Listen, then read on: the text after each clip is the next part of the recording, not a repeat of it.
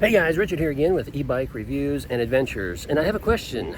Do you ride with your furry friends?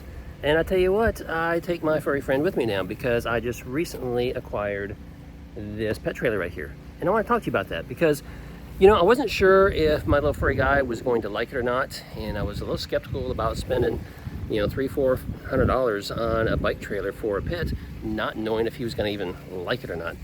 So here's what I did.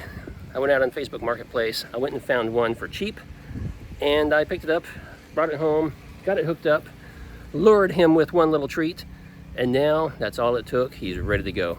We've been riding all over the neighborhood now for several days. He's really enjoying it, he's really taken to it.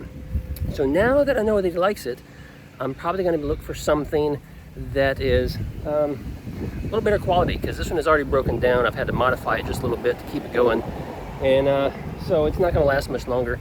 Plus, it's probably not designed for an e-bike at higher speeds. It's probably designed for, you know, just a regular bike.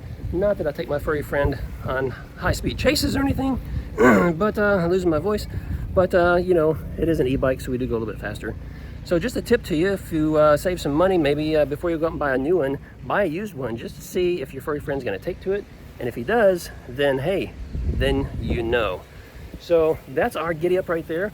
Also, something else to be aware of, on some bikes, the trailer will not work with a 26-inch tire bike, so make sure you measure and make sure it's going to work for whatever bike you have. This one does not work on my 26-inch tire bikes, not without further modification. It does work just fine on the 20-inch though, so just something to be aware of.